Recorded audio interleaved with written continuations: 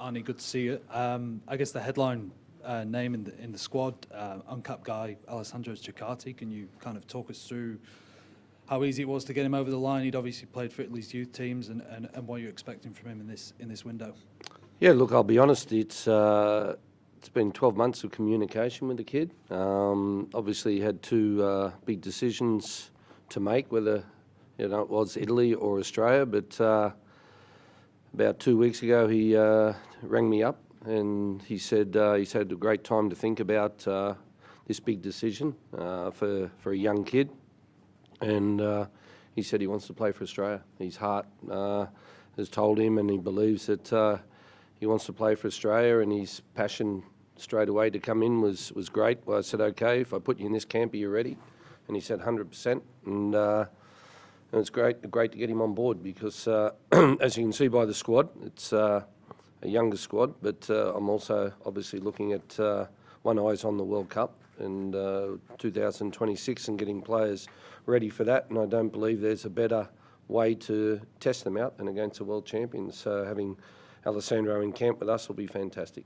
I guess just to follow up on that, what's it say?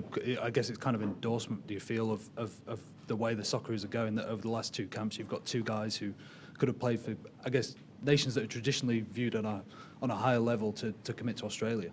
Yeah, look, I think it's, I do believe anyway, it's where we're going in terms of football in Australia. I think that it's getting, obviously, after the World Cup in Qatar, there's a lot of hype around football in Australia and kids. And when you look at today, and there'll be some selections there that you see that are not with me, but they're with the under-23s.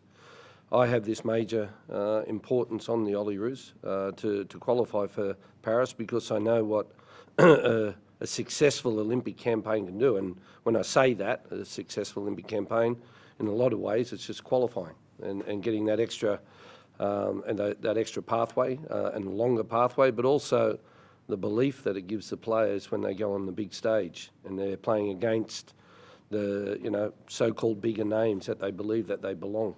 And and Utilio, Younger and Qual, those boys that have gone across there. The reason Geordie Boston that stayed with me is obviously as his Beich is out with an injury, and also Geordie's heading off. He couldn't get across to Toulon in time, but also he's heading to Westerlo straight away, so he's got to get across to Belgium earlier. But obviously with the FIFA window, we have the power there to stop him from going straight away and using him. Tom? How did you decide which players you would rest, the more established players, and which ones would come into this camp? There's no rest. Is it purely injury? They're purely injured, a lot of them. And you've got to look at the program they've had over the last 12 months. A lot of them, there's been a World Cup and a heavy World Cup, straight back to clubland, in playing a lot of football. And I expected this would happen, that they needed a break, but all of them are legitimately injured, and they've got not badly injured. Craig Goodwin obviously needs an operation. Cameron Burgess was on the list as well at Ipswich, and he's had to have a hernia operation as well. So they're all got legitimate injuries. There's no one rested, because the one side of me is obviously developing Australian kids and giving them that chance. And as I said, I've got one eye on the 2026 World Cup. But when you pick your national team, you pick the best available, and this is the best squad available. Any follow-up? So that include people like Redmayne and Cummings, they're actually injured? Yeah, Redmayne, well, that is one that, there is question marks on players, certain players, that if they'll make 2026, and Andrew Redmayne today's 35. So at the end of the day, it's that side of it. We know what Redders can do in cups and tournaments, and gives Tommy Glover and young Joe Gauci this opportunity to come into camp.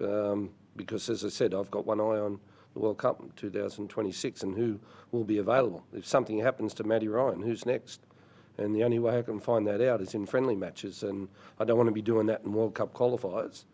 I've got to do that in so-called friendly matches. And, Tommy Glover has had a very good season, so has Gauci.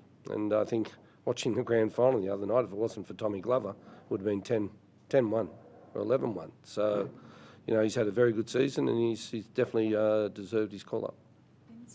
Arnie, with Alex Robertson and Alessandro Triccardi, that's 2 down with the dual international players. There's probably 2 to go, though, with Christian Volpato and Mohamed Toure, who's also spoken about maybe representing Guinea. Are you working on them? What's the status with those 2?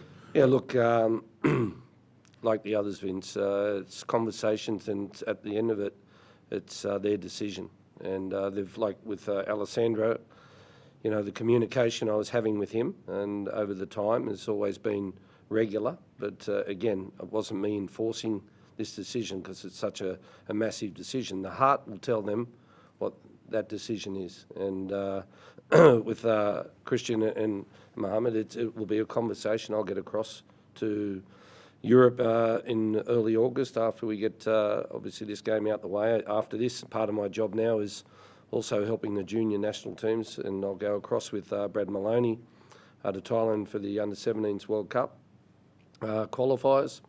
But after that, then I'll get across and meet them face-to-face.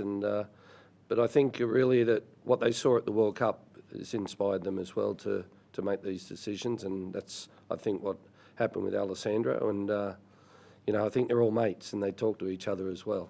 And maybe Robbo's helping there.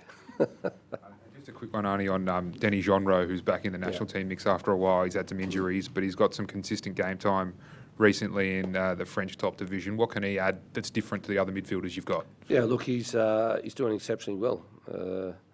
And, it was a tough decision for me to leave him out of the World Cup, but it's important that you reconnect with the kid as soon as possible. And if there's one little bit of a payback for some of them they left out of the World Cup is to play against Argentina and and the world's best. And Denny's been fantastic this year. He had an operation while we were at the World Cup, and he's come back very well. And again, he's thoroughly deserved his call-up. Aaron Moy and Jackson Irvine were so important for you at the World Cup and in that game against Argentina, to experienced players in your midfield. Is there a concern about how you might go against the world champions in midfield without them? No, not at all, Daniel. It's Aidan O'Neill has been doing exceptionally well. Cam Devlin's playing at a good level every week. Denny Jonru, as Vince asked, I actually think he's more of a 6 than an 8. So, we've got that position in Keanu Bacchus. So the most important thing for this with a short prep going into China and being able to do this is the players come in with really good energy. And conditions will be a little bit humid and warm, but with the younger players, they've got that energy in them that they'll run all day and fight. And it's going to be great to, I'm just so excited. I'm getting goosebumps now that we can, play the world champions so soon after a World Cup and get revenge. Yeah, I was going to ask, what is the goal? People on the outside will say, it's just to celebrate the round of 16 game and play Argentina. But what do you want to achieve from this game? I want to do better than what we did against Ecuador, and I thought that, 3 halves out of the 4 against Ecuador were very good. And again, it's about bringing these kids into the environment and giving them this opportunity, because unless you give those opportunities in life, you never know what will happen. And I've never been one to just sit back and go with the old or go with the same ones again. It's about, again, improving the team, the depth of the team. And as I said, we've got the World Cup qualifiers start in November. It's not like they're a year away. So we've got to get onto this as quick as we can, create the depth, and we have the depth, and move forward. Right, we'll head online. We'll first go to Marco Monteverde and then to Joey Lynch. Marco?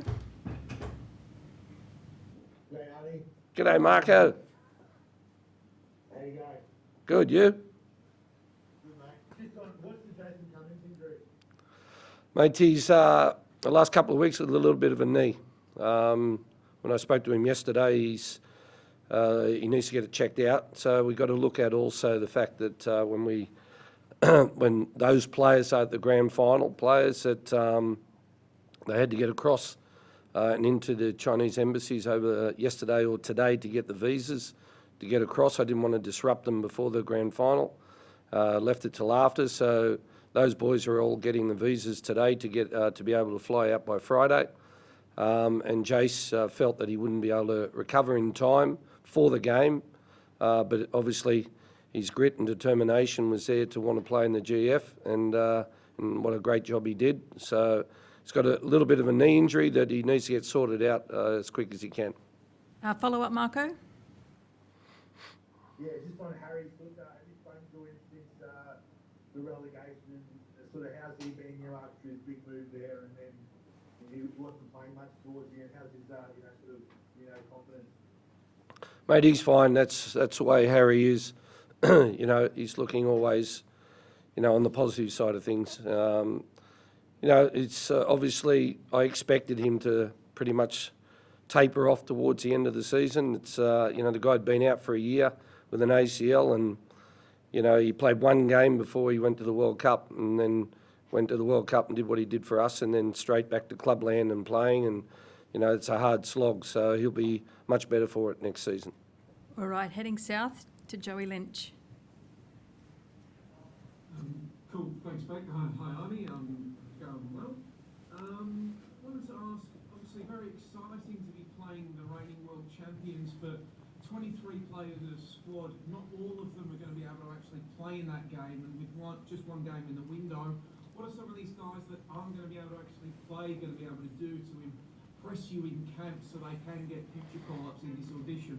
Exactly, and obviously we can make 6 subs during that game, so that's half of the ones who are not starting, but it's about impressing at training and also the mentality when you come into camp, that obviously always you can't play players every game. That's the hardest thing when players fly from the other side of the world across. But it's about being connected with the culture. It's about the passion for the shirt, and making sure that no matter what happens, they're ready, because I can't predict those 6 players who'll come on during the game or be before the game. They have to wait and see during the game if that occurs. But, mate, every time you put on that Australian tracksuit top or badge on your heart, that you have to be ready. Have you got a follow-up, Joey? Yeah, I just wanted to ask about Graham Arnold. He wasn't part of the Ecuador series. He's not also been called up for this one. What's his status with the team? What does he need to do to get back into it? Joey, he's the same as the others. Long season, heavy season. He's had hamstring issues. And with a short turnaround with getting a visa, then getting into China, it'd be probably like a normal FIFA window, 1 or 2 days prep, and he's probably not ready for it. We'll go to George, then we'll go to James. Arnie, we just heard you speaking about Jason. He's heading to India after this season with the Mariners. Is he putting his spot at risk there, kind of being out of sight, out of mind in a way? No. Long as he's playing football, and obviously the way the technology is these days, I can watch every game he plays. Again, when you look at the squad, and the hardest thing for me in a lot of ways was keeping Brandon Borrello training and fit over the last couple of weeks. And Joel King obviously has just come in late because of Aziz Baja's injury. But this time I've really been able to pick from 2 teams out of 12. And I know I keep banging on about it, but you'd hope that the APL would start looking at this. This is not a one-off situation where the rest of the A-League players can't be selected, and then this is going to happen in September as well because of lack of games and not being match fit. And in a lot of ways, because of that, it's taking away opportunities for players to play for their country and their nation. And you really would hope that the APL would start looking at that, because, as I said, I really only could pick from 2 teams this time, and that won't change next year in June for World Cup qualifiers. It won't change in September. I had the same issue last year. So, we need to get in line with each other, and obviously the APL, I believe in it strongly, and I believe that the players are doing fantastic jobs, and the kids are coming through.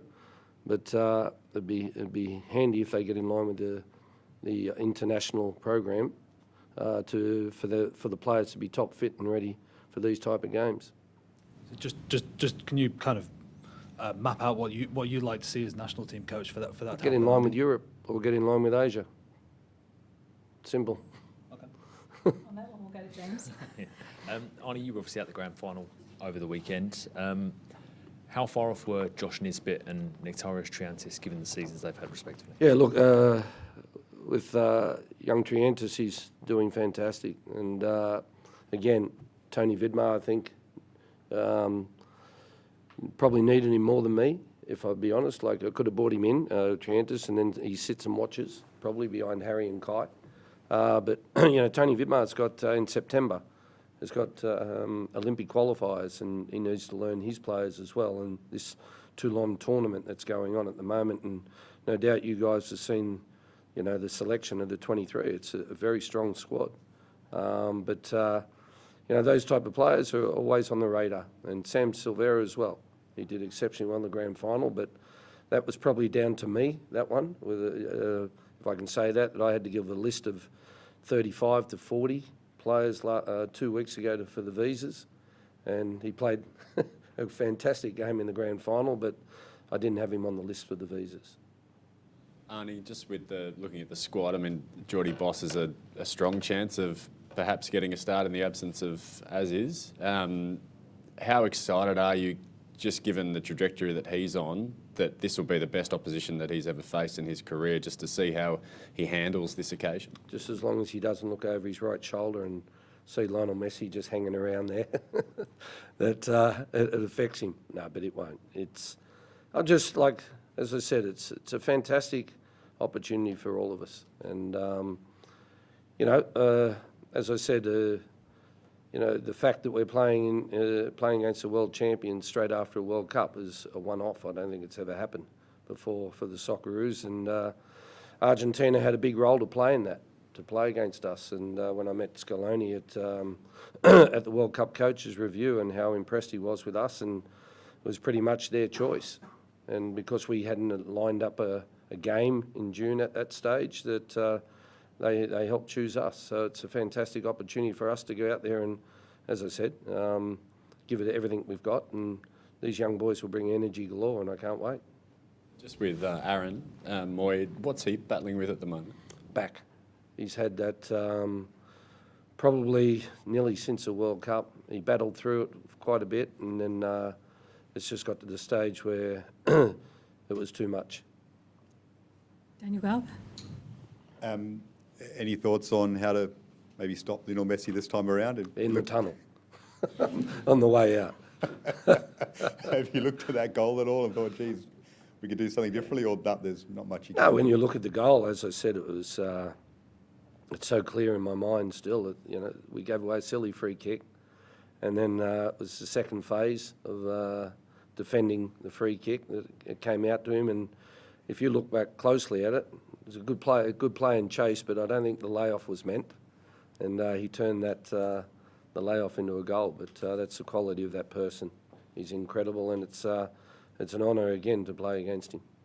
Can I ask about a different subject? Is that okay? Tom just wants to keep asking about Socceroos, and then any more further questions on the line as well about Socceroos, and then once we finish Socceroos, we'll go to another person to talk questions about. Before the Japan and Saudi games in March last year, there was a lot of pressure on the team. The players were talking about these good teams they were playing against, and then a year later in the camp in March, the players were talking about how they felt like they'd come forward, they belonged now on the world stage. It was more about them than who they were playing against. Do you anticipate seeing that in the way the team plays over the coming months, over the World Cup cycle, more of on the front foot, like we want to play like we want to play? Yeah, exactly. And, as much as I don't want to remember those times before, Japan and Saudi, that with the players out, COVID and all that stuff, it was, the players, they've got this belief. And at the end of the day, it was, when you put them on the big stage, and as I said, when you put them on the field against Argentina, that's where they believe they belong. And that builds confidence. And they then realise that they do belong. So it's important that we play this type of opposition to give them those experiences. We could have played a smaller nation in Asia. We could have done that. But what am I going to learn out of that, really, from a younger player? Or you bring in new players in. It's, that can hide deficiencies, if that's the right word. And you're not going to learn any lessons from it. But playing against this type of opposition, exactly like France, and I truly believe it and said it, was, against France, we got punished by little mistakes turned into big mistakes, and that's what you want, and especially when you're not getting punished for getting knocked out of World Cup qualifiers or anything. This is a time to learn, and the young boys, these younger boys will do that, and we've got some good leaders still in that, and that was important. It's not just about the younger players. Like, I think there's 13 players that I had from the Olympic squad from Tokyo in this, but when I say leaders, we've still got Matty Ryan in there, a good leader, Matthew Leckie, Mitchell Duke, Jamie Mack, and Harry Sutter, who's fantastic leaders, so everyone will be fine. All right, Joey Lynch, crossing back down to you. Maybe just sort of a two-parter, Arnie, about some Viking boys. Johnny Stenson has obviously come in back into the squad, playing well in Norway, but his teammate Nick D'Agostino, who's been playing well, not in the squad. Could you maybe just walk us through that one selection and that other non-selection? No, obviously because they're still playing the whole way through, so late arrivals, but obviously with Gianni it's a little bit different because of the centre-back situation where I had more options up front. Nicky only played, he came off the bench the other day for 12, 13 minutes, and he's just settling in there in Norway. So I think, to leave him there and to get him through this first period of his first time overseas is important, that he settles in well and he keeps doing well and starting and playing a lot of match minutes. Young Yezbak was the same with the boys from Toulon. Because it was a FIFA window only, that he couldn't go to Toulon with the under-23s. So it's great to see the kids over there and doing well, and obviously they're being monitored. Last question, Joey. No, I'm good. Okay.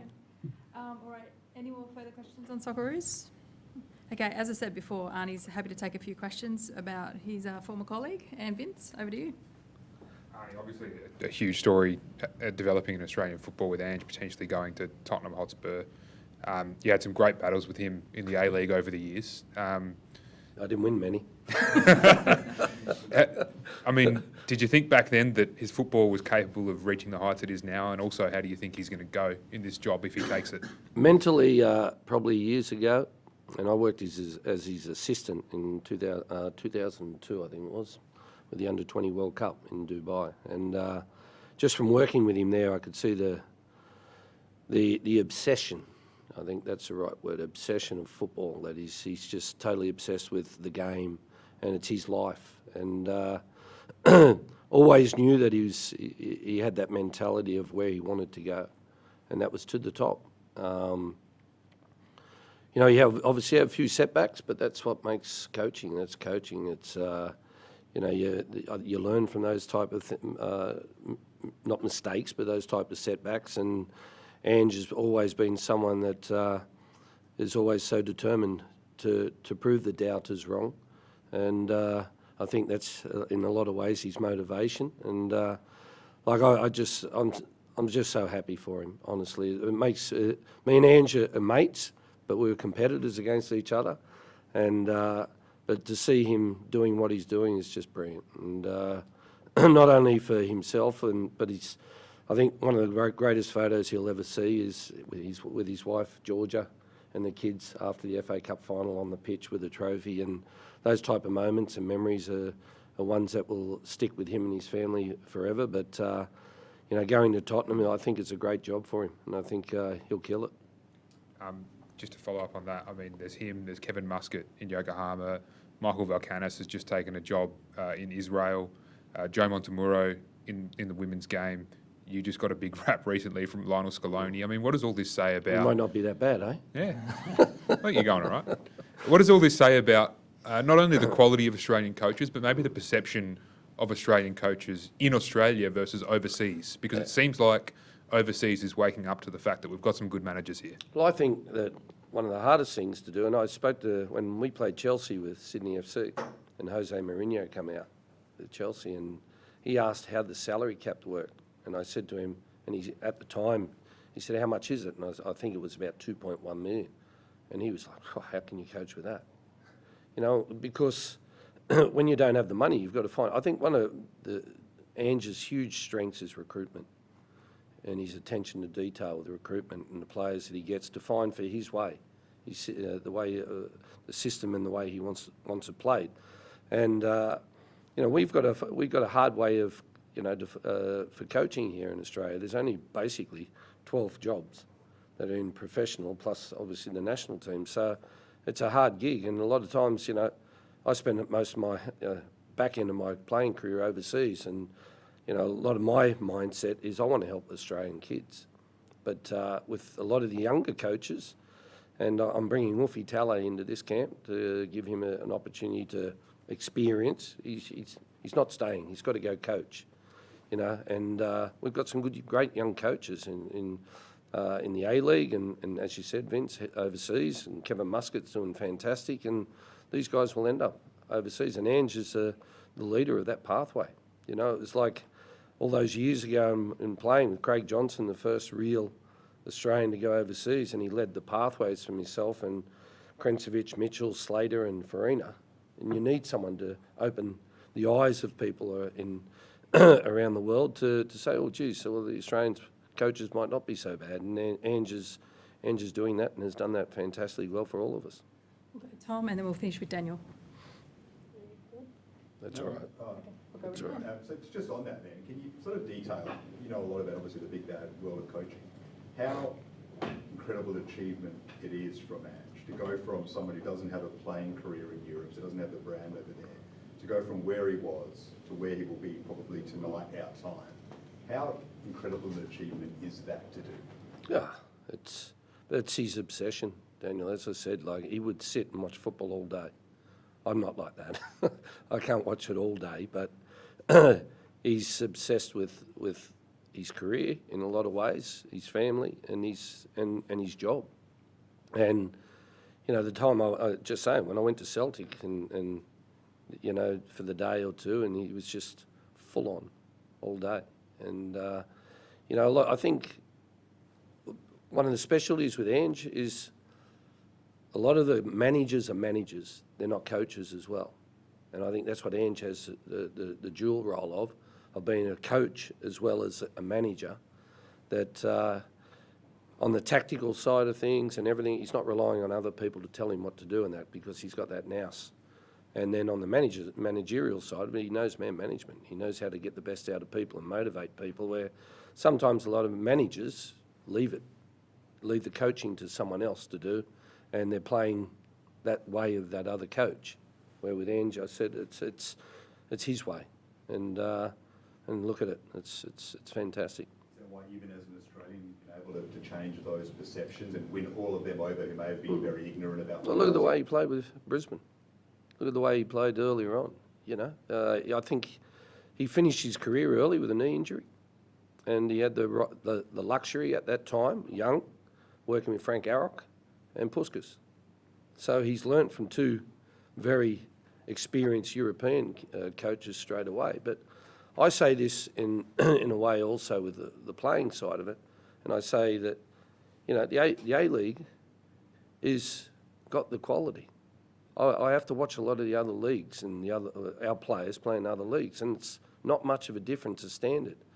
And because we're coaching in, as I said, with a salary cap system, we've got to do a lot more work and a lot harder work and focus on the tactical side and all that stuff more than ever. But, Ange has always been extremely motivated to do it his way, and that's worked. It's working well. Right, I think that's a great way